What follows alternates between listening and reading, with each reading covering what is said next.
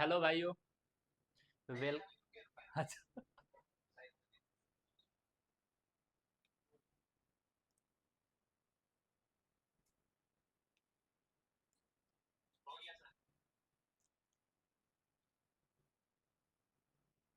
Hello भाइयों, welcome to civil संग्राम।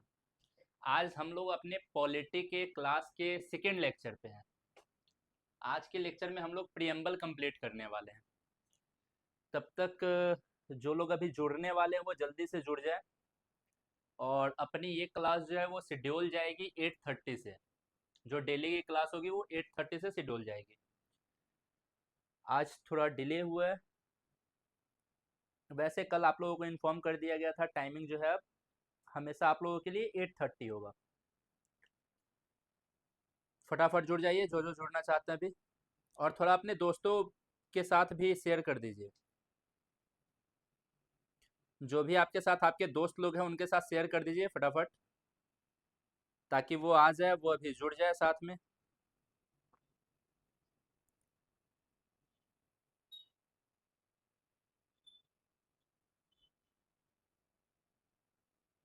आइए, गुड इवनिंग।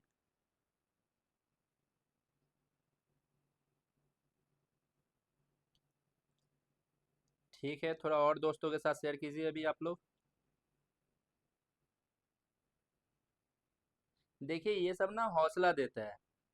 ये चीज़ें ना और ज़्यादा जो है वो आपके साथ काम करने के लिए जो है वो अंदर से प्रेरणा देता है कि हाँ ठीक है, मतलब मेरे भाई लोग भी साथ में जुड़ रहे हैं, काम हो रहा है, बढ़िया लग रहा है, चीज़ें चल रही हैं। तो आप लोग जैसे जैसे जुड़ते जाइएगा और बढ़िया लगेगा।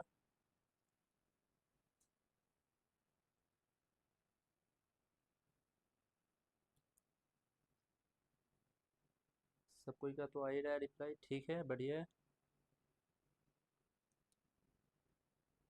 तो चलिए 1 मिनट का और समय देते हैं, फटाफट अपने दोस्तों को जोड़ लीजिए।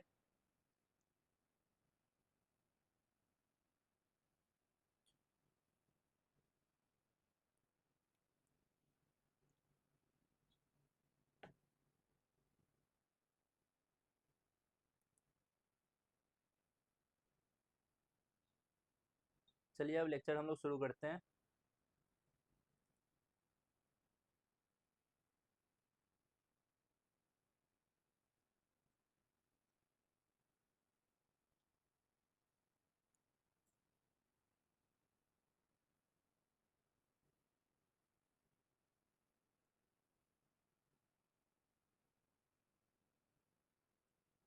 चलिए शुरू करते हैं, हम लोग स्टार्ट करते हैं।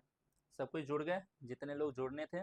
बाकी आप लोग अपने दोस्तों के साथ शेयर कर दीजिए, वो लोग तुरंत आ जाएंगे, जुड़ जाएंगे, थोड़ा बढ़िया लगेगा। ज़्यादा लोग होंगे बढ़िया लगेगा। आज अभी हम लोग इस लेक्चर में प्रियम्बल शुरू करने वाले हैं। देखिए प्रियम्बल क्या है। हमने आपको पहले ऑब्जेक्टिव रिजोल्यूशन कुछ बताया था पिछले क्लास में, पिछले लेक्चर में याद होगा मैंने ऑब्जेक्टिव रिजोल्यूशन के बारे में आपको बताया था, तो उसके बारे में आप थोड़ा जानते ही हैं। हाँ वही, जो पंडित जवाहरलाल नेहरू ने प्रेजेंट किया था।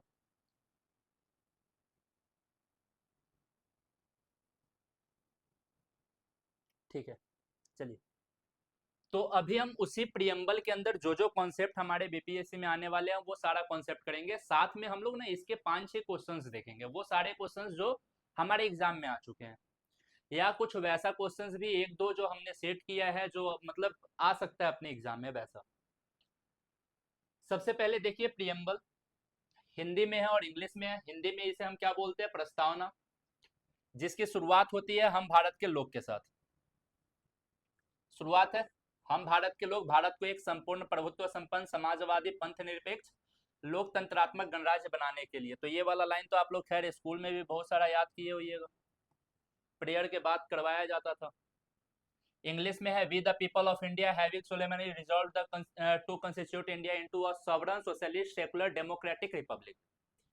तो हमारे एग्जाम में ना मेनली पूछा क्या जाता है, हमारे एग्जाम में पूछा जाता है कि हमारा जो प्रियम्बल है, ये जो हमारा प्रियम्बल है, इस प्रियम्बल को हमने कब एक्सेप्ट किया था। हमारे एग्जाम में पूछा जाता है कि इसके जो ऑब्जेक्टिव्स हैं वो क्या है। आपसे पूछा जाता है कि हमारे प्रियम्बल में we the people of India जो ये स्टार्टिंग है, इसका मतलब क्या है। सोर्स ऑफ पावर हमारी कंट्री के लिए प्रियम्बल में कौन से वर्ड से आती है? हमारे प्रियम्बल में जो जस्टिस दी गई है वहां पे टोटल कितने टाइप का जस्टिस बताया गया है? लिबर्टी में टोटल कितने टाइप के लिबर्टी की बात की गई है? और कितने तरीके का हमारे पास इक्वेलिटी देने की बात कही गई है? तो ये कुछ हमारे क्वेश्चंस बनते हैं प्रियम्बल से, इसका बेसिक मीनिंग समझेंगे। आज की क्लास में हम प्रियम्बल पूरा का पूरा कंप्लीट कर लेंगे, ठीक है। हिंदी में भी आप देख लीजिएगा हमारे पास क्या क्या है। स्वतंत्रता की बात करेंगे, न्याय की बात करेंगे, समता की बात करेंगे, ठीक है। ये सब कॉन्सेप्ट हम लोग करने वाले हैं, आप इस बात को थोड़ा सा याद रखिएगा। ये लास्ट लाइन पढ़िएगा, यहाँ पे लिखा गया ना, दृढ़ संकल्प होकर हम अपनी संविधान सभा में आज तारीख 26 नवंबर 1949, ये डेट याद रखिएगा। ये क्योंकि ये भी आपके एग्जाम का क्वेश्चन है और जो पूछा गया प्रीवियस, हम आपको दिखा देंगे कि कैसे इसको पूछा गया है। तो सबसे पहले हम शुरू करते हैं टॉपिक से।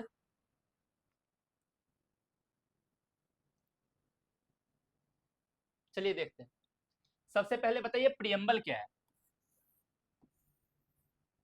देखिए प्रियम्बल जो है ना, ये इंट्रोडक्टरी पार्ट है, ये इंट्रोडक्टरी स्टेटमेंट है हमारा कॉन्स्टिट्यूशन का। ये बताता है कि हमारा कॉन्स्टिट्यूशन जो है वो कैसे बना है, हमारा जो संविधान है ना, ये संविधान कैसे हमारा फॉर्म्ड हुआ है और उसको बनाते वक्त हमने कौन कौन से ऑब्जेक्टिव्स को फॉलो किया, वो सारा का सारा हमारे प्रियम्बल में बताया गया है। समझिए इस बात को, ठीक है। तो प्रियम्बल के बारे में बोले, it is an introductory statement in a constitution which states that the reasons and guiding values of the constitution. इसके अंदर जनरली हमारे पास वैल्यूज लिखे गए हैं। किस चीज का वैल्यूज है? कॉन्स्टिट्यूशन का। देखिए एक बात याद रखिएगा कि वैल्यूज कभी भी जो है वो कोर्ट में एप्लीकेबल नहीं होती है, समझिए, वो मैटर ऑफ कोर्ट नहीं होता है जो वैल्यूज होता है। तो अगर हमारा कॉन्स्टिट्यूशन जो है वो हमारे वैल्यूज है, तो क्या कभी ये कोर्ट में जा सकते हैं? नहीं, हम इस पे लिखे गए चीजों के लिए कोर्ट में तो मूव ही नहीं कर सकते हैं। It is not enforced by the court, ये पॉइंट हम आगे पढ़ेंगे। आगे देखिएगा कि प्रियम्बल जो है वो जनरली, अभी प्रियम्बल के बारे में दो जो अलग स्टेटमेंट है और ये दोनों बिल्कुल याद कर लीजिएगा कि प्रियम्बल को जो है वो आईडी कार्ड बोला गया है एन पालकीवाला जी के द्वारा, और इसे हमने पॉलिटिकल होरोस्कोप बोला है। किसने बोला है पॉलिटिकल होरोस्कोप? के एम मुंशी। ये दोनों नाम आपको हमेशा याद रखना है कि जो प्रियम्बल है, प्रियम्बल को आईडी कार्ड के रूप में आइडेंटिफाई किया है, किसने किया है? एन पालकीवाला ने। और पॉलिटिकल ये होरोस्कोप के रूप में किसने? के एम मुंशी। अच्छा होरोस्कोप क्या होता है जानते हैं ना? मतलब आप क्या कीजिएगा कि जो कोई ब्रीफ चीज से देख के आप सब कुछ समझ सकते हो, ठीक है, तो वैसा है होरोस्कोप। तो ये दोनों पॉइंट आपको याद रखना है प्रियम्बल के बारे में। आगे बताते हैं हम आपको, देखिए अब इसमें जो जो वर्ड है उस वर्ड का मतलब हमें समझनी है। प्रियम्बल में हमने जो जो वर्ड्स डाले हैं उस वर्ड्स का मीनिंग समझना है हमें, उसका मतलब समझना है कि इसका मतलब क्या है। प्रियम्बल की शुरुआत कहां से होती है? तो पहला शुरुआत होता है we the people of India से। प्रियम्बल की जो शुरुआत होती है, हमारे जो प्रस्तावना की शुरुआत होती है, वो होती है we the people of India से। एक्चुअली देखिए ये जो जो चीज इसमें बोल्ड में लिखा गया ना, इन सबका अपना एक मतलब है, ये बात आपको याद रखना है। प्रियम्बल में जो जो चीज यहाँ बोल्ड में दिए गए हैं इनका एक अलग मतलब है। तो आप ये देखिए, we the people of India bold में लिखा गया, sovereign socialist secular democratic republic, ये सब बोल्ड में लिखे गए ना, जस्टिस हो गया, लिबर्टी, इक्वेलिटी, फ्रेटर्निटी। तो हमें इसका मतलब समझना है, ठीक है। सबसे पहले प्रियम्बल में जब हम शुरुआत करेंगे तो यहाँ पे आता है we the people of India. यहाँ पे क्या है अपने पास? We the people of India. अब देखिए we the people of India क्या रिप्रेजेंट करता है? We the people of India, it reflects the source of power of the constitution. ये जनरली हमारे कॉन्स्टिट्यूशन के पास जो पावर आया है ना, जो सोर्स ऑफ पावर है, उसको आइडेंटिफाई करता है we the people of India. देखिए जैसे हम यहाँ दिल्ली में बैठे हुए हैं, मुखर्जी नगर में, आप पटना में बैठे हुए हैं जी, कुछ मुजफ्फरपुर में बैठे होंगे, समस्तीपुर, गया, जो भी जगह बैठे होंगे, या फिर मान लीजिए आप लखनऊ में हो, इलाहाबाद में हो, आप भोपाल में हो। देखिए ये हर एक स्टेट पीसीएस के लिए इंपॉर्टेंट है, बेसिक है, ये तो आप भी जानते हैं। बाकी आपको आपके स्टेट पीसीएस में क्या पढ़ना होता है? इसके अलावा थोड़ा सा आपको अपना स्टेट स्पेशल कुछ बुक पढ़ने होते हैं। बिहार के लिए बिहार स्पेशल पढ़ लिए, यूपी के लिए यूपी स्पेशल पढ़ लिए, हर जगह के लिए अपना स्पेशल बुक जो आता है वो पढ़ना है। बाकी ये तो आपको वही पढ़ने हैं ना जो आपका जो है वो बेसिक जो है वो बेसिक है, बिल्कुल। तो सबसे पहले we the people of India क्या रिफ्लेक्ट करता है? We the people of India, it reflect the source of power of the constitution. ये हमारा सोर्स ऑफ पावर रिफ्लेक्ट करता है कि हमारे कॉन्स्टिट्यूशन के पास अधिकार जो है, ये जो पावर है वो कहां से आता है? भारत के लोगों से आता है, ये आता है भारत के लोगों से। And the constitution has been drawn up and enacted by the people through their representative. ये इंडिकेट करता है कि हमारा जो कॉन्स्टिट्यूशन है, हमारा जो संविधान है, वो भारत के लोगों ने ही इनेक्ट किया है जी, हमारे रिप्रेजेंटेटिव के द्वारा। मतलब हमने डायरेक्टली कॉन्स्टिट्यूशन मेकिंग में पार्टिसिपेट नहीं किया है, लेकिन हमारे रिप्रेजेंटेटिव तो हम ही ने चुन के भेजे थे ना वहां पार्टिसिपेट करने के लिए। तो ये पॉइंट आपको थोड़ा याद रखना है कि ये जो है अपने पास सोर्स ऑफ पावर को रिफ्लेक्ट करता है, साथ में ये बताता है कि हमारे रिप्रेजेंटेटिव ने इस कॉन्स्टिट्यूशन को क्या किया है, इनेक्ट किया है, बनाया है। तो पहला तो उसमें वर्ड क्या था, with the people of India. देखिए दूसरा वर्ड इसमें क्या है, अगर देखिएगा तो यहाँ पे है अब अपने पास कुछ बोल्ड में आपको वर्ड दिखाई दे रहे हैं, यहाँ पे है सॉवरन। तो सबसे पहले हम यहाँ पे सॉवरन का मतलब समझेंगे। देखिए जो हमारे प्रियम्बल में सॉवरन लिखा गया है, इसका मतलब क्या होता है, संप्रभु जानते हैं ना जी, संप्रभु राज्य। सुनिए इसका मतलब क्या होता है कि जो सॉवरन स्टेट होता है ना, इसके ऊपर कोई भी एक्सटर्नल जो पावर है उसका कंट्रोल नहीं होता। अगर इंडिया एक सॉवरन कंट्री है, मतलब भारत अपना डिसीजन खुद ले सकता है, भारत का डिसीजन लेने का अधिकार भारत के अलावा और किसी कंट्री के पास नहीं है। अब जैसे देखिए हमारे जो स्टेट्स हैं, हमारे जैसे कि हमारे 28 स्टेट्स जो है, वो एक सॉवरन स्टेट नहीं है, they are the integral part of India, वो भारत के अभिन्न अंग है जी, वो अलग नहीं है। अगर वो किसी अदर कंट्री के साथ कोई अगर मान लीजिए कि कोलैबोरेशन कर रहे हो या फिर किसी भी तरीके का ट्रीटी कर रहा हो, तो सब गवर्नमेंट ऑफ इंडिया के अंडर ही साइन हो। लेकिन अगर गवर्नमेंट ऑफ इंडिया किसी कंट्री के साथ कोई कोलैबोरेट कर रही हो तो कोई दिक्कत की बात नहीं है जी, वहां पे सिर्फ गवर्नमेंट ऑफ इंडिया का बात है।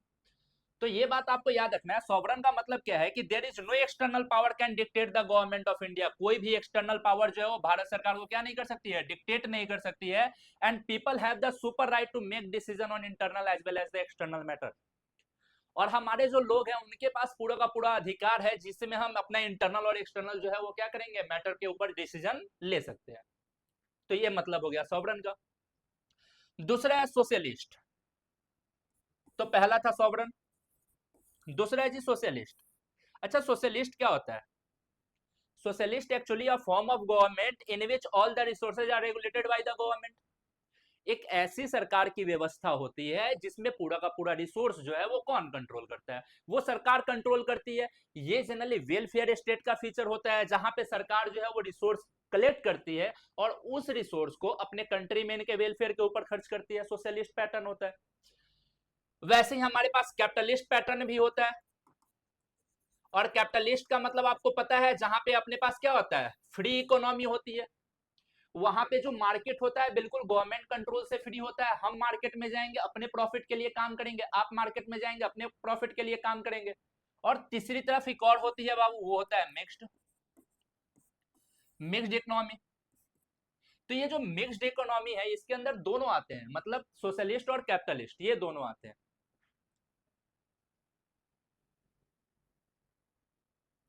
ठीक है, आप लोगों का कमेंट मुझे दिख रहा है।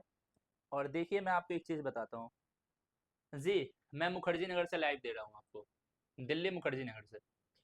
तो एक चीज मैं आपको क्लियर बताता हूँ कि जो मैं आपको कंटेंट दे रहा हूँ वो कंप्लीट और सफिशियंट है बेसिक कंप्लीट करने के लिए। इसके बाद आपको मेंस के लिए पढ़ना पड़ेगा, उसके बाद आपको हम लोगों का जो बैच पेड कोर्स भी जो है वो बाद में परचेज करना पड़ेगा, वो अलग की बात है। ठीक है, मोस्टली हम लोग तो चाहेंगे कि आपको सारा का सारा हम लोग फ्री में प्रोवाइड करवा दे, सारे फैकल्टी मिलके। ठीक है, जितना भी हमारे पास कोर्स है सारा का सारा कोर्स हम आपको फ्री में प्रोवाइड करवा देंगे। तो यहाँ देखिए कोई एक्सटर्नल पावर जो है वो डिक्टेट नहीं कर सकता है गवर्नमेंट ऑफ इंडिया को, और यहाँ के जो लोग हैं उनके पास जो है वो पूरा का पूरा अधिकार है डिसीजन लेने के लिए, वो चाहे इंटरनल हो या एक्सटर्नल हो। उसके बाद सोशलिस्ट की बात करते हैं, तो सोशलिस्ट में government should regulate the ownership of land and industry to reduce socio economic inequality. हमारे समाज में जो सोशल और इकोनॉमिक इनइक्वालिटी है, असमानता है जी, जो सामाजिक और आर्थिक असमानता है उसको रिड्यूस करने के लिए क्या करेगी सरकार, जो है पूरे रिसोर्स के ऊपर अपना कंट्रोल रखेगी। तो ये सोशलिस्ट फीचर हो गया जो हमारे प्रियम्बल में लिखा गया है। तो यहाँ देखिए यहाँ पे हमने क्या क्या पढ़ लिया, सॉवरन पढ़ लिया, सोशलिस्ट। अब आगे है सेकुलर, डेमोक्रेटिक एंड रिपब्लिक। तो सेकुलर का मतलब समझिएगा, देखिए यहाँ पे लिखा गया है सेकुलर। सेकुलर का मतलब क्या होता है, देखिए जो अपने पास सेकुलर स्टेट होते हैं वेस्टर्न कंट्री में, सेकुलर स्टेट और इंडिया के नोशन में सेकुलर का मतलब अलग है। वेस्टर्न कंट्री जहां पे सेकुलरिज्म की बात आती है, गौर से सुनिएगा, जो वेस्टर्न कंट्री है वहां पे सेकुलरिज्म, आप लोग ग्रेजुएशन वगैरह में तो पढ़ ही चुके होंगे या क्लास 11th के जो है वो एनसीईआरटी में पढ़ चुके होंगे। जो वेस्टर्न कंट्री है वहां पे सेकुलरिज्म का मतलब क्या होता है कि रिलीजन और स्टेट दो डिफरेंट एंटिटीज हैं। वेस्टर्न कंट्री में बोला जाता है कि हमारा जो रिलीजन है, धर्म है, और जो स्टेट मतलब जो गवर्नमेंट है, ये दोनों अलग अलग एंटिटी है, दोनों एक दूसरे से किसी भी तरीके से कोलैबोरेट नहीं करते हैं। इंडिया में बोला जाता है कि देखिए रिलीजन और स्टेट दोनों सेपरेट तो हैं, लेकिन एक दूसरे से बिल्कुल अलग नहीं है। मतलब क्या है कि एक दूसरे से बिल्कुल सेपरेट नहीं है, मतलब state can intervene in religious affair to protect the human rights. जो राज्य है ना वो जनरली हमारे रिलीजियस, अच्छा देखिए जैसे अपने पास क्या था, हिंदू कोड बिल था, है कि नहीं है, ट्रिपल तलाक है, तो ये सब चीजें देखिए ये सब तो अपना रिलीजियस मैटर है ना, लेकिन सरकार उसमें इंटरफेयर करती है ना, तो ह्यूमन राइट्स नाम का भी तो कुछ चीज है ना जी, हमने एनएचआरसी तो बनाया है ना, नेशनल ह्यूमन राइट कमीशन, है कि नहीं है। तो ये पॉइंट आपको समझना है। सेकुलरिज्म का मतलब क्या है, citizen have complete freedom to follow any religion.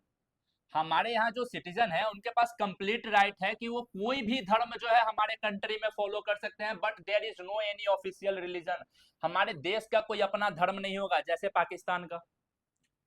जैसे आप देखिए पाकिस्तान का जो है आपको पता है ऑफिशियल रिलीजन है, ठीक है, बांग्लादेश हो गया, ठीक है, लेकिन हमारे यहाँ जो, अच्छा नेपाल का भी पहले था ऑफिशियल रिलीजन, उसने खैर अपने आप को सेकुलर कर लिया। तो इसका मतलब ये है कि जनरली हमारे यहाँ हमारी जो कंट्री है उसका कोई ऑफिशियल रिलीजन नहीं होगा। And government treat all religious belief and practices with equal respect. हमारी जो सरकार होगी वो हर एक धार्मिक विश्वास को इक्वली जो है वो क्या करेगी, ट्रीट करेगी। जितने भी रिलीजियस बिलीफ होंगे, जितने भी रिलीजियस प्रैक्टिसेस होंगे, सबको जो है इक्वल ट्रीट करेगी। ये हो गया सेकुलर का मतलब। तो हमने यहाँ पे सेकुलर का मतलब समझ लिया, ठीक है, ये थर्ड कॉन्सेप्ट हो गया सेकुलर। अगला देखिएगा अपने पास डेमोक्रेटिक। तो ये डेमोक्रेटिक का मतलब क्या होता है, देखिए डेमोक्रेसी क्या होती है तो आप तो पढ़े हैं, ठीक है, ये रूल होता है लोगों का, लोगों के लिए, लोगों के द्वारा, by the people, to the people, for the people, ठीक है। डेमोक्रेटिक का मतलब क्या होता है कि एक्चुअली एक ऐसी सरकार हो, एक ऐसा गवर्नमेंट हो जो गवर्नमेंट लोगों ने इलेक्ट करके बनाया है, वो डेमोक्रेटिक गवर्नमेंट होती है। और वही गवर्नमेंट उस कंट्री में रूल रेगुलेशन बनाती है, वही गवर्नमेंट जो है उस कंट्री में रूल रेगुलेशन को फॉर्म करती है। तो डेमोक्रेसी जो है या डेमोक्रेटिक जो यहाँ पे लिखा गया है, a form of government functions according to a set of constitutional rules and principles. मतलब डेमोक्रेटिक गवर्नमेंट का मतलब हुआ एक ऐसी सरकार जहां पे हमारे जो सरकार हमारी फंक्शन कर रही है, हमारी सरकार जो चल रही है, वो पूरा का पूरा कॉन्स्टिट्यूशनल रूल्स और कॉन्स्टिट्यूशनल प्रिंसिपल्स के अकॉर्डिंग, मतलब संविधान में लिखे गए नियमों के अनुसार ही सरकार चलेगी। अपने मन से कोई बंदा डिक्टेटरशिप नहीं हमारे यहाँ जो है वो इम्पोज कर देगा, समझिए ना। तो हमारे यहाँ कोई क्राउन ऑनरशिप जो है या फिर बोलते हैं ना कि राजतंत्र जो है वो हमारे यहाँ लागू नहीं कर देगा। तो ये डेमोक्रेटिक हो गई कि a form of government function according to a set of constitutional rules. उसके बाद हमारे यहाँ लिखा गया रिपब्लिक। फिर हमारा एक कॉन्सेप्ट है रिपब्लिक। देखिए हम आपको बोल रहे हैं बार बार कि आप लोग अपने दोस्तों के साथ भी इसको शेयर कर दीजिए, मजा आएगा आप लोगों को भी देखने में, पढ़ने में, लाइव क्लासेस है, बढ़िया लगेगा। कोई अगर दिक्कत है तो आप लोग कमेंट करते जाइए, हम आप लोगों का कमेंट जो है वो सारा का सारा देखते जाएंगे, ताकि हमें पता चलता रहे कि आप लोग क्या चाहते हैं। और आप लोग मेरे साथ रहिएगा तो बढ़िया रहेगा, है कि नहीं है। हम आपको पूरा का पूरा चीज जो है वो प्रोवाइड करते जाएंगे, जो भी चीजें हम आपको सब देते जाएंगे। आगे देखिए रिपब्लिक लिखा गया जी। रिपब्लिक का मतलब क्या होता है, रिपब्लिक का मतलब होता है कि जहां पे हमारी जो गवर्नमेंट है, जो हेड ऑफ द स्टेट है, हेड ऑफ द स्टेट, पूरे सरकार का जो अपने पास, पूरे राज्य का जो अपने पास मुखिया होता है जी, वो इलेक्टेड होना चाहिए। हेड ऑफ द स्टेट क्या होना चाहिए, इलेक्टेड होना चाहिए। तो रिपब्लिक का मतलब है the head of the state is elected by the people and not a hereditary position. कोई यहाँ पे वंशानुगत पोजीशन नहीं होता है। हेरिडिटी का मतलब क्या होता है जी, कि जैसे राजा का बेटा राजा, तो वो वाला कॉन्सेप्ट नहीं है। यहाँ पे जो अपने पास कौन होंगे, यहाँ पे जो हेड ऑफ द स्टेट होंगे वो इलेक्टेड होंगे। हमारे यहाँ हेड ऑफ द स्टेट कौन होता है जी, प्रेसिडेंट। और हमारे यहाँ जो प्रेसिडेंट है वो क्या इलेक्टेड होते हैं ना, इनका तो इलेक्शन होता है जी, तो ये तो इलेक्टेड है। तो जहां पे head of the state elected होते हैं वो रीजन रिपब्लिक कहलाता है। याद रखिएगा कि यूके क्या रिपब्लिक है जी, यूके बिल्कुल रिपब्लिक नहीं है। क्यों, क्योंकि आज भी देखिए वहां पे जब वहां की क्वीन मरी तो उसके बाद क्या हुआ, जो किंग चार्ल्स है वो वहां पे राजा बन गए। तो मतलब वो हमारे पास क्या रिपब्लिक स्टेट नहीं है। रिपब्लिक स्टेट का मतलब ये होता है कि एक ऐसी सरकार जहां पे हेड ऑफ द स्टेट जो है, एक ऐसा कंट्री जहां पे हेड ऑफ द स्टेट जो है वो इलेक्टेड होते हो। ठीक है, तो ये रिपब्लिक का मतलब हो गया। आगे आते हैं। अब देखिए, ये पॉइंट हमेशा याद रखिएगा कि what are the objectives indulge in the constitution.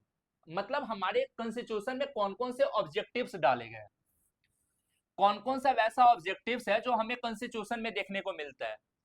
तो हमें अपने कॉन्स्टिट्यूशन में जस्टिस देखने को मिलता है, इक्वालिटी देखने को मिलता है, लिबर्टी देखने को मिलता है और फ्रेटर्निटी देखने को मिलता है। और ये चारों जो है वो ऑब्जेक्टिव्स ऑफ द कॉन्स्टिट्यूशन है।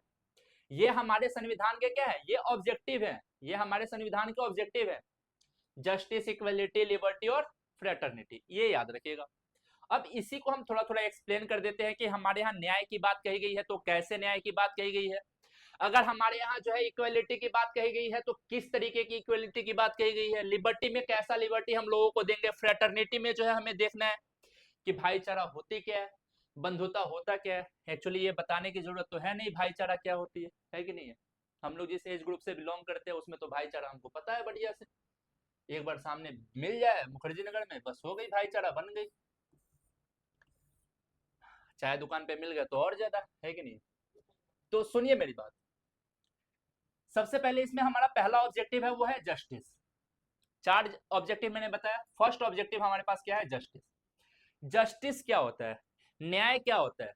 न्याय होता है मतलब किसी भी पर्सन के साथ हम भेदभाव नहीं कर सकते हैं, किस बेसिस पे, धर्म के बेसिस पे, जाति के बेसिस पे, कलर के बेसिस पे, रेस के बेसिस पे, जेंडर के बेसिस पे, सेक्स के बेसिस पे, इन सब के बेसिस पे हम जनरली उनके साथ किसी भी तरीके का डिस्क्रिमिनेशन नहीं करेंगे। यही तो न्याय है, यही तो जस्टिस है। इसी को हम जस्ट बोलेंगे ना जी। जो जस्ट सोसाइटी का कॉन्सेप्ट आप लोग जानते हैं, जस्ट सोसाइटी कैसी सोसाइटी होती है, एक ऐसी सोसाइटी होती है जस्ट सोसाइटी जहां पे हर एक लोगों को हम इक्वल अपॉर्चुनिटी देते हैं, irrespective of their caste, colour, gender, है कि नहीं है। मतलब हम उनका कास्ट, कलर, जेंडर देख के नहीं देते हैं, सब कुछ जो है हम इक्वल अपॉर्चुनिटी प्रोवाइड करते हैं। वैसे ही जस्टिस का मतलब समझिएगा कि citizens can not be discriminated on the ground of caste, religion, gender, and government should work for the welfare of all. Specially किसके लिए बाबू, स्पेशली जो है हमारे पास जो डिसएडवांटेज ग्रुप है। न्याय का मतलब क्या हुआ कि हम किसी के साथ डिस्क्रिमिनेशन नहीं करेंगे। किस बेसिस पे डिस्क्रिमिनेशन नहीं करनी है, ना जी कास्ट के बेसिस पे, रिलीजन के बेसिस पे, जेंडर के बेसिस पे, इन सब के बेसिस पे हमें डिस्क्रिमिनेशन नहीं करनी है, भेदभाव नहीं करनी है। और गवर्नमेंट जो है वो समाज में सबके वेलफेयर के लिए काम करेगी, सारी सोसाइटी के वेलफेयर के लिए काम करेगी इक्वल। लेकिन जो हमारे यहाँ डिसएडवांटेज ग्रुप है, जो शुरू से दबाए गए हैं, जिनको अधिकार नहीं दिया गया है, उनके लिए थोड़ा ज्यादा काम करेगी, चाहे वो एससी हो चाहे वो एसटी हो। और यहीं से हमारे यहाँ जो एक कॉन्सेप्ट भी डाला गया है वो क्या है कॉन्स्टिट्यूशन में, 16 सब क्लॉज 4, पता है ना, बोलिए। ये कॉन्सेप्ट जानते जी, रिजर्वेशन, आरक्षण। तो ये रिजर्वेशन क्या है, एक्चुअली ये जो है याद रखिए जस्टिस का ही एक फॉर्म है ना, न्याय का ही तो एक फॉर्म है ना। हमारे समाज में इसको, हमारे कॉन्स्टिट्यूशन में इसको जगह क्यों दी गई, क्योंकि जो हमारे यहाँ सोसाइटी के लोग जो शुरू से क्या थे, डिप्राइव्ड थे, मतलब जो वंचित थे किससे, सोशल रिसोर्सेज से, तो उनको मैंने रिजर्वेशन के थ्रू थोड़ा सा जो है वो समाज में पोजीशन दिया, ये अलग बात है। ठीक, हमारे यहाँ तीन तरीके की जस्टिस की बात कही गई है, ये बात बिल्कुल इंपॉर्टेंट है और दिमाग में नोट कर लीजिएगा। ये आपके एग्जाम में भी बीपीएससी में क्वेश्चन पूछा गया है कि कौन कौन से जस्टिस की बात कही गई है। खैर जिसको प्रियम्बल याद होगा उसको क्या ही दिक्कत है जी, एक दो बार प्रियम्बल याद कर लीजिए हो जाएगा। सोशल, इकोनॉमिक एंड पॉलिटिकल, तीन तरीके के जस्टिस की बात कही गई है, सोशल, इकोनॉमिक और पॉलिटिकल। ठीक है, सामाजिक, आर्थिक और राजनीतिक, ये तीनों न्याय हम अपने लोगों को प्रोवाइड करेंगे। ठीक है, सोशल, इकोनॉमिक और पॉलिटिकल। फिर आगे आते हैं अपने पास, यहाँ पे हमारे पास लिबर्टी की बात कही गई है। सेकेंड ऑब्जेक्टिव मैंने बताया था लिबर्टी। लिबर्टी क्या होता है जानते हैं, पर्सनल फ्रीडम को लिबर्टी भी बोलते हैं। देखिए फ्रीडम और लिबर्टी में बस थोड़ा सा कॉन्सेप्ट आपको याद रखना है। एक तरफ होता है जी पर्सनल फ्रीडम। पर्सनल फ्रीडम का मतलब क्या, थॉट, थॉट ऑफ एक्सप्रेशन, हम जो सोच रहे हैं एक्सप्लेन कर सकते हैं। मतलब ये नहीं है कि अगर मान लीजिए आपके पास जो है वो राइट टू स्पीक है तो कुछ बक बक कर दीजिएगा, ऐसा थोड़ी ना होता। समझना पड़ेगा। तो यहाँ पे लिबर्टी का मतलब क्या है कि the absence of unreasonable restriction on individual, मतलब किसी इंडिविजुअल के ऊपर जो है हम अनरीजनेबल जो है वो रिस्ट्रिक्शंस इंपोज नहीं करेंगे, and allowing them to follow up their thoughts in action, और हम हर एक लोगों को अलाउ करेंगे कि वो अपने थॉट को एक्शन में डाले, जो हम सोच रहे हैं वैसा काम कर सकते हो, ठीक है, ये हमारे पास लिबर्टी है। एंड यहाँ पे 5 तरीके का लिबर्टी दिया गया है, ये लिबर्टी याद रखिएगा। सबसे पहला लिबर्टी किस चीज के लिए? थॉट के लिए, एक्सप्रेशन के लिए, बिलीफ के लिए, फेथ के लिए एंड वर्शिप के लिए। इसलिए तो हम आपको बताते हैं ना, कोई बाबा है आप लोग विश्वास कर लीजिए, कोई नए भगवान है विश्वास कर लीजिए, जो भी है कॉन्सेप्ट है अपना जी, ये हमारा पर्सनल थॉट है, ये हमारा पर्सनल फ्रीडम है, हम कर सकते हैं अपने हिसाब से। इसी को हम बोलेंगे लिबर्टी। लिबर्टी में हमारे पास 5 फॉर्म ऑफ लिबर्टी है, याद रखिएगा। किस चीज का है? Thought, expression, belief, faith and worship. आगे आते हैं, इक्वलिटी की बात कही गई है। इक्वलिटी क्या होता है जी? इक्वलिटी का मतलब कि हमारे देश के कानून के सामने हम भी बराबर हैं और आप भी बराबर हैं।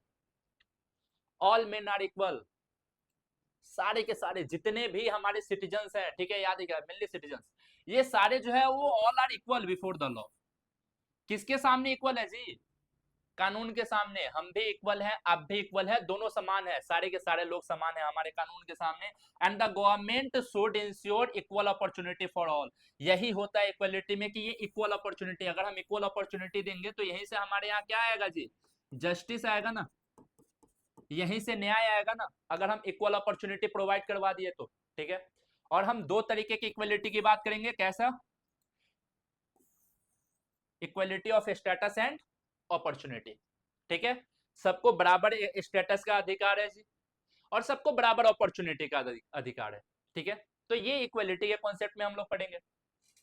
आगे देखिएगा, आगे है फ्रेटर्निटी, ये लास्ट ऑब्जेक्टिव है हमारा, फ्रेटर्निटी। फ्रेटर्निटी में याद रखिए, फ्रेटर्निटी का मतलब क्या होता है? It is a feeling of brotherhood, भाईचारा का फीलिंग है कि नहीं? अभी हम आपको बताएं, बन जाता है हम लोगों का किसी के साथ तुरंत, लड़कियों में थोड़ा देर से बनता है, लड़कों में तुरंत बन जाता है, एक बार ग्रुप में बैठे भाईचारा बन गई, है कि नहीं? बन गई तो बन गई, उसके बाद हम उसको निभाते भी हैं बढ़िया से। तो ये जो फ्रेटर्निटी है क्या है? A spirit of brotherhood and a sense of belonging among all citizen. ये हमारे यहाँ एक सेंस ऑफ ब्रदरहुड होता है और सेंस ऑफ बिलोंगिंग होता है, मतलब कि हम लोग एक ही फैमिली से बिलोंग करते हैं, कुछ ऐसा फीलिंग। अगर हम भारत के नागरिक हैं तो हम सारे एक ही फैमिली से बिलोंग करते हैं, ऐसा फीलिंग जो है वो फ्रेटर्निटी के अंदर आती है।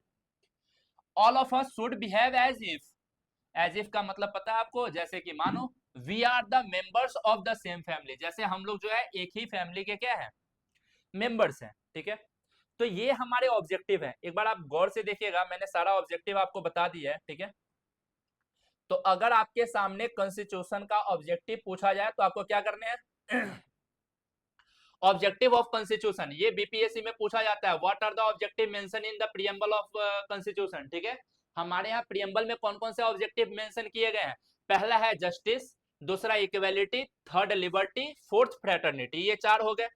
आगे देखिएगा अपने पास जस्टिस में जो है वो क्या है कि हम सारे लोग जो है वो इक्वल है, irrespective of caste, religion, gender, and government जो है वो सबके वेलफेयर के लिए काम करेगी, ठीक है, स्पेशली जो डिसएडवांटेज ग्रुप होंगे, जो हमारे यहाँ गरीब तबके के लोग हैं उनके लिए 3 तरीके का जस्टिस दिया गया है, सोशल जस्टिस, इकोनॉमिक जस्टिस और पॉलिटिकल जस्टिस, मतलब सामाजिक न्याय, आर्थिक न्याय और राजनीतिक न्याय दिया गया है।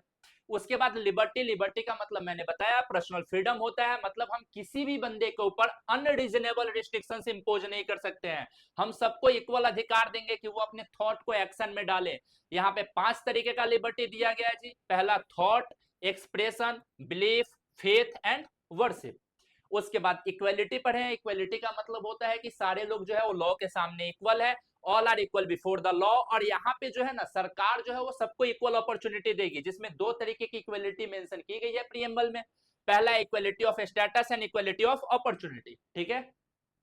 और आगे देखिएगा अपने पास लास्ट है फ्रेटर्निटी। फ्रेटर्निटी का मतलब बताया, ये स्पिरिट ऑफ ब्रदरहुड होता है, मतलब sense of belonging among all citizen, ठीक है, याद रखिएगा, मतलब हम सारे लोग जो है वो देश में क्या है, एक फैमिली के रूप में है।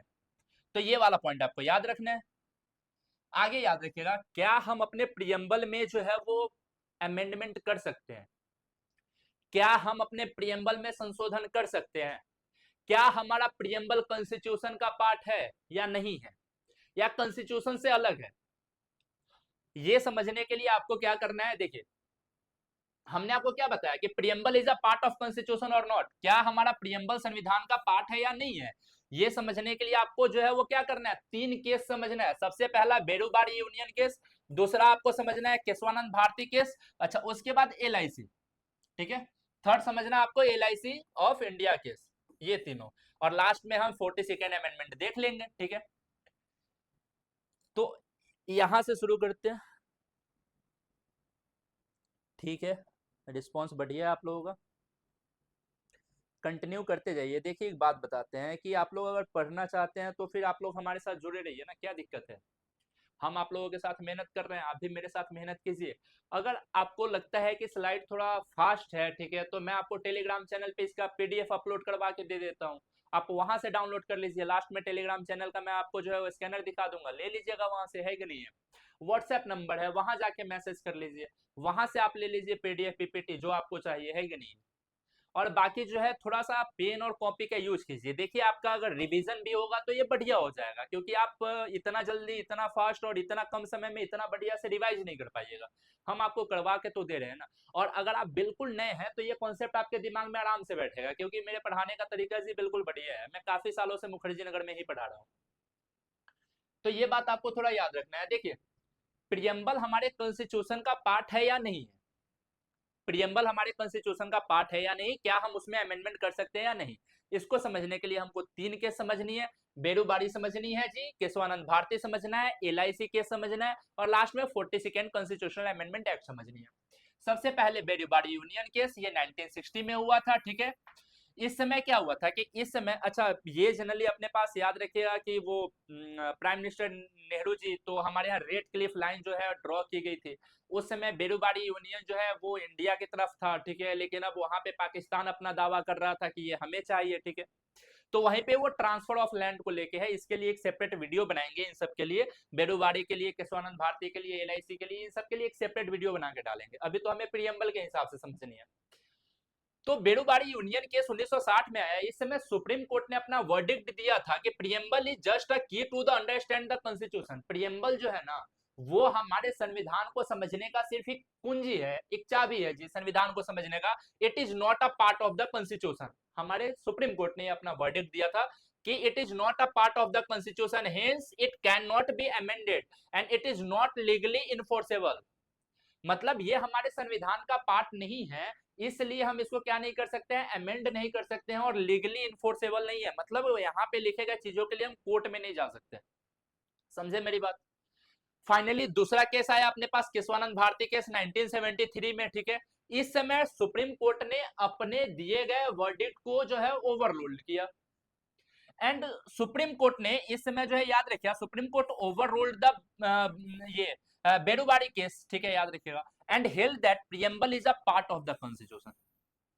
और बोला कि संविधान जो है ना, सुप्रीम कोर्ट ने बताया कि जो संविधान है वो हमारे कॉन्स्टिट्यूशन का इंटीग्रल पार्ट है। क्यों है, क्योंकि याद रखिए ये हमारे कॉन्स्टिट्यूशन के बेसिक स्ट्रक्चर को रिफ्लेक्ट करता है। हमारे संविधान का जो बेसिक स्ट्रक्चर है ना, जिसके ऊपर जो है हमारा संविधान क्रिएट हुआ है, उसको रिफ्लेक्ट करता है, इसलिए ये इंटीग्रल पार्ट है। केशवानंद भारती केस, ठीक है। तो आपसे पूछा जाएगा कि कौन सा ऐसा केस था जिसमें सुप्रीम कोर्ट ने ये वर्डिक्ट दिया था कि हमारा जो कॉन्स्टिट्यूशन है वो प्रियम्बल का इंटीग्रल पार्ट नहीं है, वो है बेरूबाड़ी। कौन से केस में पहली बार सुप्रीम कोर्ट ने वर्डिक्ट दिया था कि हमारा जो प्रियम्बल है वो कॉन्स्टिट्यूशन का इंटीग्रल पार्ट है, तो वो दिया था अपने पास केशवानंद भारती केस 1973। और इस समय क्यों, क्योंकि जनरली ये जो है ये बताता है प्रियम्बल क्या, basic structure of the constitution, इसलिए ये हमारा इंटीग्रल पार्ट है। और इसी चीज को केशवानंद भारती केस को ही थोड़ा सा और ज्यादा रीअफर्म्ड कर दिया गया था, ठीक है, कब, LIC case of India, LIC of India case 1995, ठीक है। मतलब उसी चीज को और ज्यादा जोर दे दिया गया, सुप्रीम कोर्ट बोली कि जी हाँ, हमारा जो प्रियम्बल है वो कॉन्स्टिट्यूशन का इंटीग्रल पार्ट है। Finally 42nd constitutional amendment act हुआ 1976 में। ये only one amendment in the constitution, एकमात्र अमेंडमेंट है कॉन्स्टिट्यूशन में। हमारे संविधान में आज तक सिर्फ एक ही बार क्या हुआ है, संशोधन हुआ है। हमारे संविधान में सिर्फ एक ही बार संशोधन हुआ है, वो है 1976 में, जब इंदिरा गांधी प्राइम मिनिस्टर बनी थी। उस समय इमरजेंसी का टाइम पीरियड था, है कि नहीं। 1975 से 77 तक इंदिरा गांधी ने जो है वो अपना इमरजेंसी पीरियड लगाया था। उसी टाइम पे इंदिरा गांधी ने जो है वो सरदार सोनसन कमेटी भी बिठाई थी। बाद में हम देखेंगे कि फंडामेंटल ड्यूटी भी ऐड किया गया था। तो वो चीजें मैं आपको आगे बताऊंगा, आगे वाले टॉपिक में सब मैं आपको क्लियर बताऊंगा। तो 42nd कॉन्स्टिट्यूशनल अमेंडमेंट एक्ट 1976, उस समय प्राइम मिनिस्टर इंदिरा गांधी थी। एंड 3 जो वर्ड्स है ना वो प्रियम्बल में ऐड किए गए थे। 3 शब्द को जो है वो प्रियम्बल में क्या कर दिया गया था, जोड़ दिया गया था। टोटल 3 वर्ड्स थे जिसको प्रियम्बल में जोड़ दिया गया था। कौन कौन सा था, socialist, secular, integrity. Socialist, secular और इंटीग्रिटी, ये जो वर्ड है ये प्रियम्बल में क्या कर दिए गए थे, ऐड कर दिए गए थे। ये अपने पास 42nd कॉन्स्टिट्यूशनल अमेंडमेंट एक्ट से। तो इतना पॉइंट आपको शायद समझ आ गया होगा, ठीक है। इसको एक बार फिर से हम आपको एक बार रिकैप करवा देते हैं। देखिए यहाँ पे है कि क्या प्रियम्बल हमारे कॉन्स्टिट्यूशन का इंटीग्रल पार्ट है या नहीं, क्या हम उसमें अमेंडमेंट कर सकते हैं या नहीं। इसके लिए हम टोटल 4 केस लेंगे। सबसे पहला केस लेंगे बेरूबारी यूनियन केस 1960। इस समय सुप्रीम कोर्ट ने अपना वर्डिक्ट दिया था कि हमारा जो प्रियम्बल है वो कॉन्स्टिट्यूशन का इंटीग्रल पार्ट नहीं है, समझिए, ठीक है। और इसलिए इसमें किसी भी तरीके का अमेंडमेंट नहीं किया जा सकता है, और ये लीगली इन्फोर्सेबल नहीं है, मतलब इसके लिए आप कोर्ट में नहीं जा सकते। दूसरा वर्डिक्ट आया था सुप्रीम कोर्ट का केशवानंद भारती केस 1973 में, और इस समय अपने दिए गए डिसीजन को, जो बेरूबारी यूनियन केस में सुप्रीम कोर्ट ने डिसीजन दिया, इसी को ओवर रूल्ड कर दिया गया था सुप्रीम कोर्ट के द्वारा। और बोला गया था कि जो हमारा प्रियम्बल है वो इंटीग्रल पार्ट है, पार्ट ऑफ द कॉन्स्टिट्यूशन है, ये हमारे संविधान का भाग है। क्यों है, क्योंकि हमारा जो प्रियम्बल है ना ये किसको रिफ्लेक्ट करता है, basic structure of the constitution को, हमारे संविधान के बेसिक स्ट्रक्चर को क्या करता है, रिफ्लेक्ट करता है। तीसरा आपको केस है एलआईसी। एलआईसी केस जो है अपने पास 1995, केशवानंद भारती केस को जो है वो रीअफर्म कर दिया गया और ज्यादा बढ़ावा दे दिया गया। सुप्रीम कोर्ट बोली कि हमारा जो कॉन्स्टिट्यूशन है उसका पार्ट है प्रियम्बल। और लास्ट में 42nd कॉन्स्टिट्यूशनल अमेंडमेंट एक्ट आया 1976 में, जिसमें प्राइम मिनिस्टर इंदिरा गांधी ने कॉन्स्टिट्यूशन में अमेंडमेंट किया था। Only one amendment that had happened in the constitution preamble, वो है अपने पास 42nd, ठीक है। इस समय 3 वर्ड जोड़ दिए गए थे प्रियम्बल में, सोशलिस्ट, सेकुलर और इंटीग्रिटी। सोशलिस्ट का मतलब अभी हमने बताया, सोशलिस्ट एक ऐसी फॉर्म ऑफ गवर्नमेंट होती है जहां पे सरकार सारे रिसोर्स को कंट्रोल करती है और वो resource welfare of the society के लिए खर्च करती है। दूसरा सेकुलर, सेकुलर का मतलब ये होता है कि हमारा जो स्टेट होगा किसी रिलीजन को जो है वो क्या नहीं करेगा, अपना ऑफिशियल रिलीजन नहीं बनाएगा। हमारा जो स्टेट, हमारी जो गवर्नमेंट होगी वो सारे धर्म के लिए काम करेगी, सारे के लिए इक्वल अपॉर्चुनिटी जो है वो प्रोवाइड करेगी। और इंटीग्रिटी का मतलब क्या होता है कि हम अपनी भारत की अखंडता को बनाए रखेंगे, हम अपने भारत में जो स्टेट्स हैं, जो यूनिटीज हैं, उनको हमेशा अपने साथ जोड़ के रखेंगे, मतलब उनको तोड़ना नहीं है। तो ये कॉन्सेप्ट क्लियर है आपका। अब इसके बाद हम लोग कुछ क्वेश्चंस कर लेते हैं, इसमें कुछ प्रीवियस क्वेश्चन है, ठीक है, याद रखिएगा। आते हैं सबसे पहले प्रीवियस क्वेश्चन पे। सबसे पहला क्वेश्चन आपके सामने आता है, Which of the following statement is correct regarding the preamble of the constitution? कौन सा स्टेटमेंट हमारा करेक्ट है preamble of the constitution के अनुसार? The preamble by itself is not enforceable in the court of law. अभी हमने आपको बताया, ठीक है, कि preamble हमारा जो है वो कोर्ट में इन्फोर्सेबल नहीं है ना जी, हमारा ये कोर्ट में इन्फोर्सेबल नहीं है। दूसरा, preamble state that objectives which constitute seek to stabilise and promote. जी, ये हमारे वैसे ऑब्जेक्टिव्स को बताता है, ये सिर्फ अपने पास क्या वैल्यूज को ही तो रिफ्लेक्ट करता है ना, ये हमारे ऑब्जेक्टिव्स को ही तो ही बताता है, जिसे हमें प्रोमोट करनी है, न्याय की बात करता है, समता की बात करता है कि नहीं है, समझिए। And the preamble indicates the source from which the constitution drive it's authority. बिल्कुल, प्रियम्बल हमें वो सोर्स बताता है जहां से कॉन्स्टिट्यूशन अपना पावर लेता है, और ये सोर्स क्या है, we the people of India. मैंने बताया we the people of India, ये सोर्स ऑफ अथॉरिटी है ना जी, हम भारत के लोग, और यही तो सोर्स ऑफ अथॉरिटी है कॉन्स्टिट्यूशन का। तो इसका तीनों आंसर सही होगा, ठीक है, पहला भी सही है जी, दूसरा भी सही है और थर्ड भी सही है। विच of the following is not correct, कौन सा इसमें सही नहीं है, हमको ये बताना है। सेकेंड वाले में देखिए, constituent assembly was not directly elected by the people on the basis of adult franchises, ये बिल्कुल सही है। देखिए, हमारा जो कंस्टिट्यूएंट असेंबली था, पिछले क्लास में हमने बताया था, कंस्टिट्यूएंट असेंबली तो डायरेक्टली इलेक्टेड नहीं थी ना जी। कंस्टिट्यूएंट असेंबली को समझने के लिए एक चीज देखिए, ये वाला क्वेश्चन देख लिया। अच्छा, यहाँ देख, यहाँ दिखाते हैं हम आपको कि हमारा जो कॉन्स्टिट्यूएंट असेंबली है, वो मैंने आपको क्या बताया था कि जो भारत की जो कॉन्स्टिट्यूएंट असेंबली है ये पार्शियली इलेक्टेड और पार्शियली नॉमिनेटेड थी। अच्छा, यहाँ पे पार्शियली इलेक्टेड कैसे थी? पीआर सिस्टम के थ्रू, जहां पे अपने पास ब्रिटिश प्रोविंसेस से लोग पार्टिसिपेट किए थे, ब्रिटिश प्रोविंसेस से पार्टिसिपेट किए थे। और दूसरा जो है वो नॉमिनेटेड थी, और नॉमिनेटेड कहां से थी बाबू? जहां पे प्रिंसली स्टेट थे। ये ब्रिटिश प्रोविंसेस थे और यहाँ पे प्रिंसली स्टेट थे। नॉमिनेटेड कहां से थी? प्रिंसली स्टेट से थे। यहाँ पे लोग जो है वो डायरेक्टली नहीं ना चुने गए थे, यहाँ पे तो लोग डायरेक्टली नहीं आए थे, ठीक है। तो ये पॉइंट आपको थोड़ा याद रखना है। दूसरा बिल्कुल ये बिल्कुल सही है कि constituent assembly was not directly elected by the people of India on the basis of federal franchise. दूसरा, constituent assembly ratification India's membership of Commonwealth in May 1949। कल भी मैंने ये क्वेश्चन बताया था कि मई 1949 में हमने कंस्टिट्यूएंट असेंबली ने हमारी जो है वो क्या किया था? मेंबरशिप ऑफ कॉमनवेल्थ को एक्सेप्ट किया था। ये हमारे ऊपर जोर जबरदस्ती नहीं था कि तुमको एक्सेप्ट करना ही है, फिर भी हमने एक्सेप्ट कर लिया था, ठीक है। ये तो कॉमनवेल्थ क्या था कि ब्रिटिशर्स ने जिन जिन कंट्रीज को छोड़ा उनको बोला एक ग्रुप बना लो, हम भी उस ग्रुप में शामिल हो गए, लेकिन कोई जोर जबरदस्ती नहीं था। मई 1949 में the preamble was enacted before the entire constitution was already enacted. देखिए ये गलत है ना, प्रियम्बल हमारा जो है ये बोल रहा है कि जब हमारा पूरा का पूरा कॉन्स्टिट्यूशन इनेक्ट हुआ था उससे पहले आ गया था। नहीं ना जी, प्रियम्बल में लिखा गया ना कब? हमने तो आपको स्टार्टिंग में बताया था कि आप स्टार्टिंग में प्रियम्बल का डेट याद रखिएगा। यहाँ देखिए आप, मैंने आपको ना ये चीज बताया था कि आप प्रियम्बल में ना एक डेट याद रखिएगा, और वो डेट आपका ये था। ये डेट हमने आपको बताया था ना, ये काफी इंपॉर्टेंट, याद रखिएगा कब? 26 नवंबर 1949। इसी समय तो हमने क्या किया था? अपने कॉन्स्टिट्यूशन को इनेक्ट किया था कि नहीं किया था? इनेक्ट किया था ना जी। इंप्लीमेंट तो हमने 26 जनवरी 1950 को किया है, लेकिन हमने जो है उसको अंगीकृत कब कर लिया था? अंगीकृत तो हमने जो 26 नवंबर 1949 को कर लिया था। तो ये स्टेटमेंट तो हमारा गलत हो जाएगा, है कि नहीं है? क्योंकि ये पहले तो लागू नहीं हुआ था। आगे January 26 was specially chosen as the date of commencement due to the historical importance. बिल्कुल इसका एक हिस्टोरिकल इंपॉर्टेंस था ना, क्या था? कि 26 जनवरी 1930 को, 26 जनवरी 1930 को पहली बार भारत में इंडिपेंडेंस डे सेलिब्रेट की गई थी, जो डिसीजन लाहौर सेशन 1929 में लिया गया था, जिसके अध्यक्ष कौन थे? जवाहरलाल नेहरू थे, है कि नहीं? उसी समय हमने पूर्ण स्वराज की घोषणा की थी। तो ये वाला आपको समझ आ गया होगा।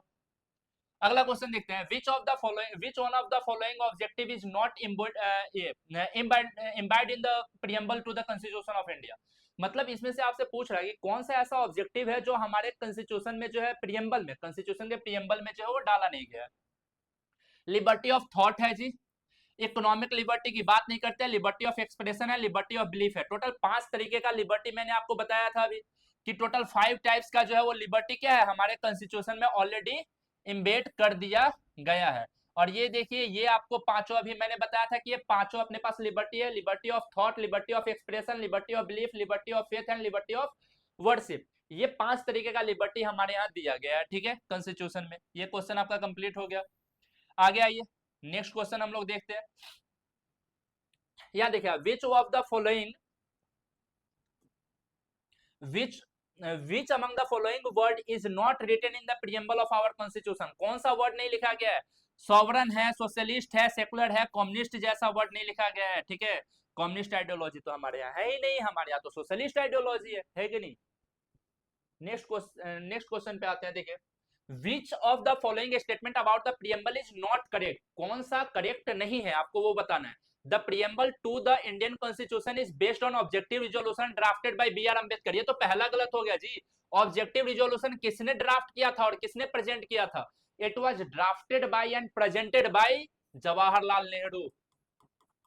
जो हमारा ऑब्जेक्टिव रिजोल्यूशन है, उद्देश्य प्रस्ताव, ठीक है, याद रखिएगा, ये कब? 13 दिसंबर 19, बोलिए, 40 9 दिसंबर को पहली मीटिंग, 2 दिसंबर को और 13 को, ठीक है, याद रखिएगा। तो हमारे यहाँ ऑब्जेक्टिव रिजोल्यूशन जो है वो जवाहरलाल नेहरू ने प्रेजेंट किया था, है कि नहीं है? समझिए। और ऑब्जेक्टिव रिजोल्यूशन तो ड्राफ्ट नहीं किया गया था बी आर अम्बेडकर के द्वारा, ये तो ड्राफ्टिंग कमेटी के चेयरमैन थे, जिसके 7 मेंबर्स थे। ये सातों के सातों मेंबर्स आपके लिए इंपॉर्टेंट थे। दूसरा, it has amendment only once जी, सिर्फ एक बार, 42nd कॉन्स्टिट्यूशनल अमेंडमेंट एक्ट, है कि नहीं? The preamble state that the constitution derives its authority from the people of India. बिल्कुल इसी के लिए तो लिखा गया ना, we the people of India. इसके लिए वर्ड लिखा गया ना, we the people of India. And it stipulate November 26 1949 as the date of adoption of the constitution. यही बताया गया ना कि हम लोग आज अपने संविधान सभा में 26 नवंबर 1949 को इसको अंगीकृत करते हैं, स्वीकृत करते हैं। तो ये वाला सही है, समझिए। आगे, which part of the Indian constitution is called the heart and soul of the constitution. देखिए प्रियम्बल का पार्ट नहीं है, यहाँ पे heart and soul of the constitution जो है वो इन्होंने बोला था अपने पास, right to constitutional remedies article 32। जब हम अभी आपको क्या पढ़ाएंगे, जब अभी हम आपको जो है वो फंडामेंटल राइट पढ़ाएंगे तो हम बताएंगे कि आपके लिए जो है वो आर्टिकल 14 से लेके 32 तक पूरा का पूरा फंडामेंटल राइट इंपॉर्टेंट है, और वो आपको पूरा का पूरा याद कर लेना है। तो ये वाला पॉइंट तो आपको याद रखना है। आगे देखिए, which of the following is not a part of the preamble of Indian constitution. कौन सा इसमें पार्ट नहीं है? सोशलिज्म लिखा गया था, अभी मतलब बताया डेमोक्रेटिक, सेकुलरिज्म इसका मतलब था, फेडरलिज्म जैसा कोई वर्ड ही नहीं था, है कि नहीं है? तो आपको याद रखना है, सोशलिज्म का मतलब मैंने बताया, डेमोक्रेटिक का मतलब बताया जहां पे गवर्नमेंट हमारी इलेक्टेड होती है लोगों के द्वारा, सेकुलरिज्म का मतलब बताया जहां पे सरकार जो है वो सारे धर्म को इक्वल अपने पास जो है वो रिस्पॉन्स देती है, कोई एक हमारे पास जो है ऑफिशियल रिलीजन नहीं होता है। अगला क्वेश्चन है कि the preamble to the Indian constitution was inspired by the preamble of constitution of. अच्छा देखिए, हमने जो प्रियम्बल लिया है वो कहां से लिया है जी? प्रियम्बल यूएसए से। हम आपको ना एक टॉपिक पढ़ाएंगे, source of Indian constitution. Source of Indian constitution मतलब क्या है कि भारतीय जो हमारा संविधान बना है इसमें हमने कहां कहां से कौन कौन सा टॉपिक जो है वो लिया है। तो ये चीजें जब हम आपको पढ़ाएंगे वहां से पता चल जाएगा कि हमने कहां से कौन सा चीज लिया है। और ये अपने पास लास्ट स्लाइड देख लीजिए कि the word that were added to the preamble by 42nd constitutional amendment 1976, Indira Gandhi prime minister थी, कौन सा ऐसा वर्ड्स जोड़ा गया था? अभी मैंने बताया कौन कौन सा, सोशलिस्ट, सेकुलर और इंटीग्रिटी, ये वर्ड जोड़ा गया था हमारे कंट्री के प्रियम्बल में। एक मात्र अमेंडमेंट हुआ है, ठीक है, जो 1976 में हुआ था, 42nd अमेंडमेंट एक्ट कहते हैं इसको, ठीक है, Sardar Swaran Singh committee. According to the Indian Constitution, which one of the following statement is incorrect about Indian secular state? ये भारतीय सेकुलर स्टेट के बारे में बताना है, ठीक है। अब ये क्वेश्चन हम आप लोगों के लिए देते हैं, आप लोग भी देखते हैं कि कितना रिस्पॉन्स देते हैं, ये देख लीजिएगा। और इसका आंसर जो भी हो आप लोग कमेंट में डाल दीजिएगा, अगले क्लास में तो हम आपको बताएंगे, ठीक है, कि इसका आंसर क्या होगा। तो ये हमारा प्रियम्बल का क्लास था, जिसमें हमने प्रियम्बल के सारे कॉन्सेप्ट आपके साथ शेयर कर दिए। आप अगर ठीक से देखिए तो हमने यहाँ पे आपको जो ये वाला पॉइंट बताया है, ये पॉइंट थोड़ा सा याद रखिएगा। ऑब्जेक्टिव कौन कौन सा है? जस्टिस, इक्वालिटी, लिबर्टी, फ्रेटर्निटी, ये ऑब्जेक्टिव आपको याद रखना है। जस्टिस का मतलब यहाँ पे बता दिए गए हैं, कितने तरीके का जस्टिस है, 3 तरीके का, सोशल, इकोनॉमिक, पॉलिटिकल जस्टिस की बात कही गई है। आगे देखिएगा लिबर्टी, यहाँ पे लिबर्टी में 5 तरीके का लिबर्टी है जी, ये 5 तरीके का लिबर्टी आपको याद रखना है। कौन कौन सा लिबर्टी है? Thought, expression, belief, faith and worship. आगे इक्वलिटी, इक्वलिटी में 2 तरीके का है, equality of status and opportunity, ठीक है। आगे देखिएगा अपने पास फ्रेटर्निटी का मतलब क्या होता है कि हम सारे लोग एक ही फैमिली से बिलोंग करते हैं, ऐसा फीलिंग है। उसके बाद मैंने बताया था कि क्या जनरली हमारे कॉन्स्टिट्यूशन में अमेंडमेंट किया गया है, इसमें केस याद रखना है, बेरूबाड़ी यूनियन केस, ठीक है, 1960 का, केशवानंद भारती केस 1973 का, जिसमें बताया गया था पहले वाले में कि कॉन्स्टिट्यूशन पार्ट नहीं है, कॉन्स्टिट्यूशन का पार्ट नहीं है प्रियम्बल, इसलिए ये कभी भी लीगली इन्फोर्सेबल नहीं है कोर्ट में। जबकि केशवानंद भारती केस में इसको ओवर रूल्ड कर दिया गया और बोला गया कि जी नहीं, हमारा प्रियम्बल जो है वो कॉन्स्टिट्यूशन का पार्ट है, समझिए, ठीक है, क्योंकि ये हमारे बेसिक स्ट्रक्चर को रिफ्लेक्ट करता है। फिर हमने आपको LIC केस बताया 1995, डेट याद रखिएगा।